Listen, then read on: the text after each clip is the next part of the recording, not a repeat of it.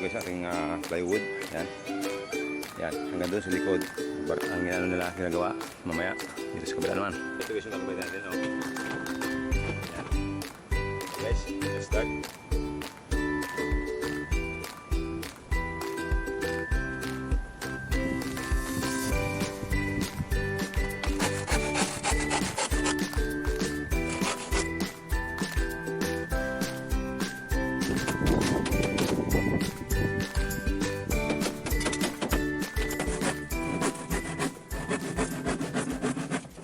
So yun guys, magandang umaga, nagbabalik si From ninyo. So for today's video guys, mag-aayos tayo ng ating kubo. So maglalagay tayo ng dingding, ating kubo. Nakabili tayo ng na pirasong plywood. So ngayon nandito kami nila Papa, si Eman.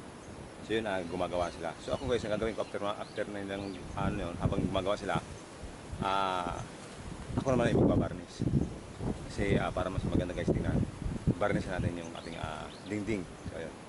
So ayun guys, dito tayo sa kubo.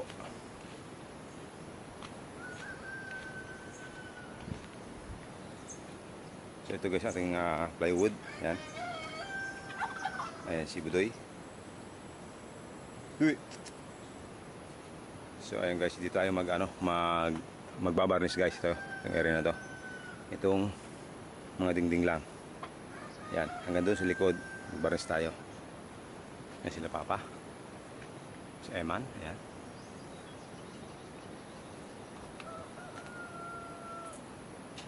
So guys, naglalagay sila ng dingding.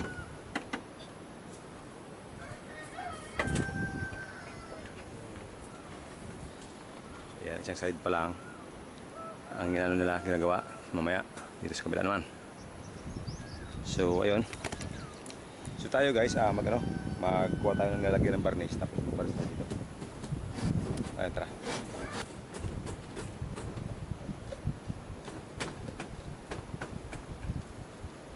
So ito guys yung gagamitin natin, oh. Ayan. Plastic varnish, maple, ayan. So ito.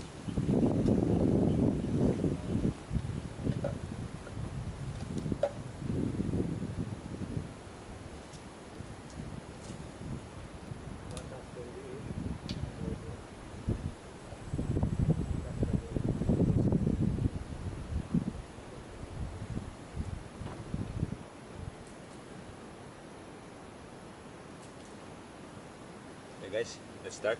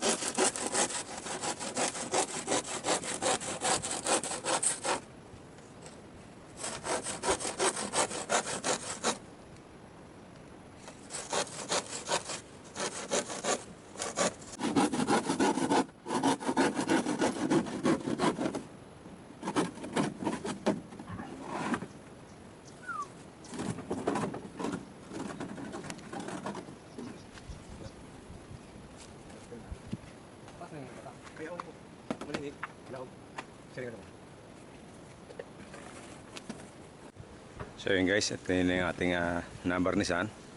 Yung tong side na to, ito pa lang. Yung mamaya naman konti. Dito mo tayo sa taas, yung ginagawa nila Papa. Ayan. So yun guys, meron tayong counting dingding. Ayan. Meron na. So ayan. Meron ng isang side. So ayan, counting na lang dyan. As next dito sa kabila. Ito yung kabila na to.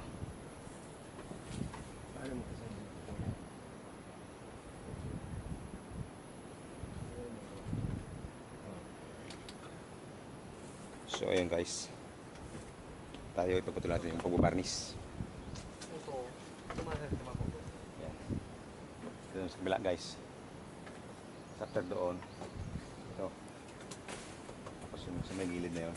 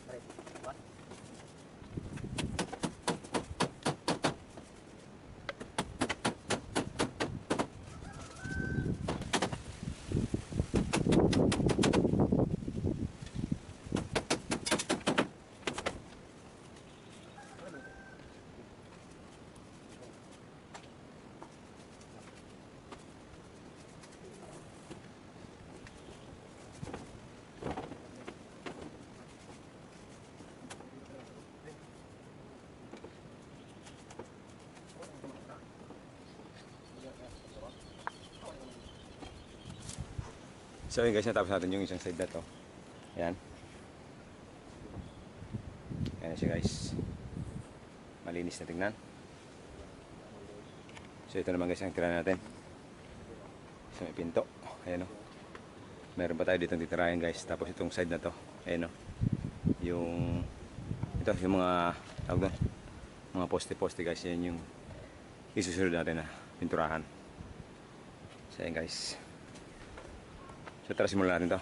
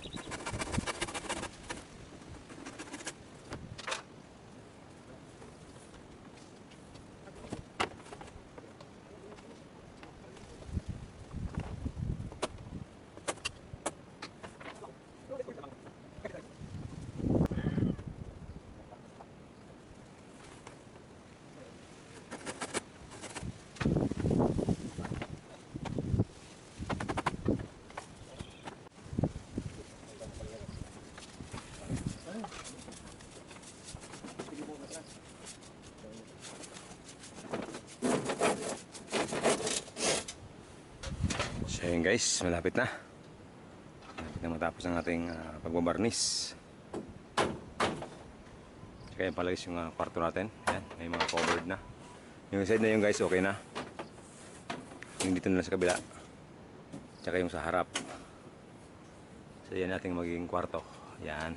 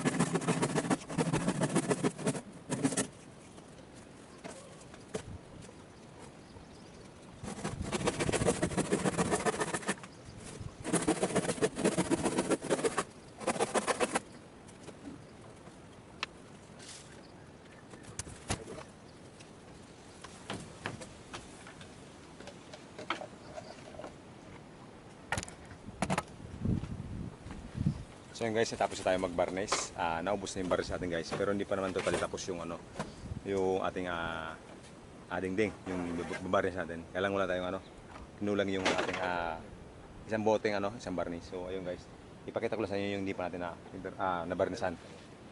So ayun siya guys. Ito yung sa likod, hindi pa siya nabarnisan guys. Ayan. Tsaka yung ano sa likod guys, hindi pa yun nabarnisan. Ayan, itong likod. Pero ito guys, ito yung harapan. Ayan. Ito na one coat ko na to guys. Ito yung, ayan. Saka ito. Ayan siya guys. Yung ano, yung tawagan yung balkon. Ayan, meron ng varnish yan guys. Ayan, nandun sa dulo. Tapos ayan guys yung ano, yung ating ginagawa ni Papa. Ayan. So ito, na second coat ko na to guys. Ito may area na to. Itong sa gilid na to. Yan. So ito yung ating sa labas. Yan. Para sa malayo. Yan. So yun guys yung view niya sa labas. Ayan, may kulay na.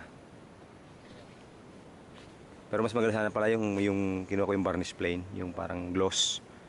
Mas maganda, parang mas maganda ata yun eh. Anyway, napintura natin, ay nai-varnish natin. So okay na yan. So ayan guys, ating update. Ayan. Tsaka yun pala guys yung nagawang karton nila Papa. Ayan. Ayan.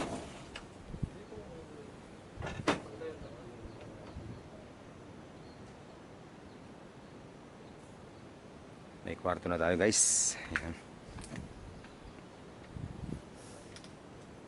Ayan siya. Meron tayong kwarto.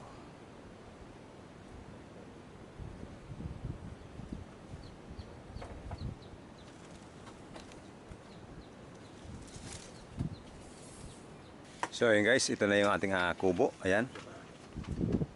May konti pang inaayos na sa taas. Tapos ayan, naglalagay ng tubig sa level house guys para masigurado na pantay yung ating paglalagyan ng pinto. Ayan, pinto kasi ayan guys, sa taas na yan. Ayan. Ito guys, mapapansin nyo, maliit pala yung bintana. Kasi wala pa naman yung lalagay sa bintana. So tatabasin to hanggang dito. Ayan o. Hanggang dito yan. Bintana natin yan dito. So ayan, tatabasan natin dito. So ayan guys, ating yan. Dito.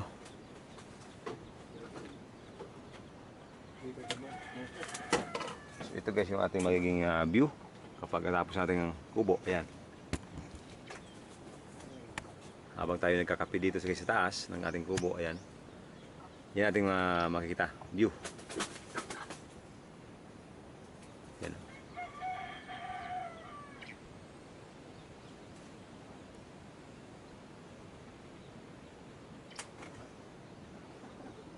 So guys, nililibel yung tubig sa may pinto para naman ipantay.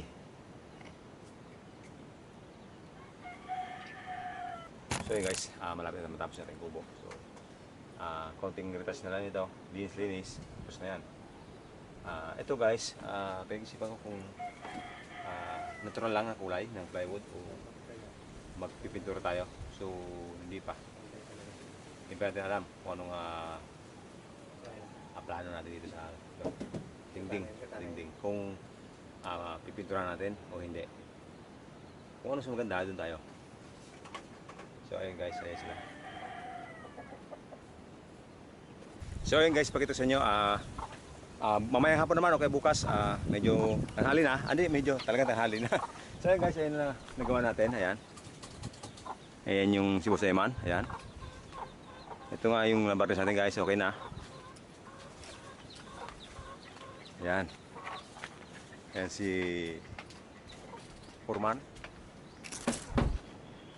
Ayan guys, okay na. Konting paganda-ganda na lang. Tapos maglalagay tayo ng pinto. Okay na yan. Ayan o. Meron ng kwartong maliit. Ayos pa. Ayan. Tapos ito guys, meron tayong good news dito. Yung binili natin kanina na lang. Binili natin ng manok. Ng itlog. So ayan o.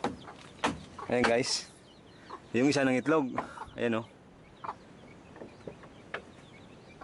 So ayan guys, yung isa. So, yung isa wala pang itlog. Ito meron na o. So hindi ko muna siya tatanggalin dyan. Dyan na muna yan. Baka mga yan guys, hindi ko pa siya pinapakawalan kasi bagong bili. So dapat masanay mo siya dito ng mga ilang araw. Pero maglagay ako dito guys ng ng karton para pangitlogan niya. Yan, dito na maglalagay ng karton. Yun lang. Tinitira Yun lang. So yun lang guys. Inaaway guys, inaaway. Ito kasi guys, inaaway niya yung yung nakatali. Ayan, may sisiw kasi, matapang. So ayan. Ayun yun yung may itlog. So yun guys, itali mo natin guys. Itong isa, itali natin kasi tinitira. So hindi pwedeng pakawalan tong isa na to kasi nga kawawa naman yun ang itlog na yun na bago bilhin natin. Kawawa naman. Matapang kasi guys, may ano, may sisiw. So ang mangyari sa kanya, itali natin guys. Yan. So ito nga pala guys yung pato. Ayan. Ito yung kanyang itlog. Ayan. So itali natin guys. So yun guys, uwi na muna tayo. Ipagpatuloy natin yung paggagawa nito mamayang hapon o bukas. So yun guys,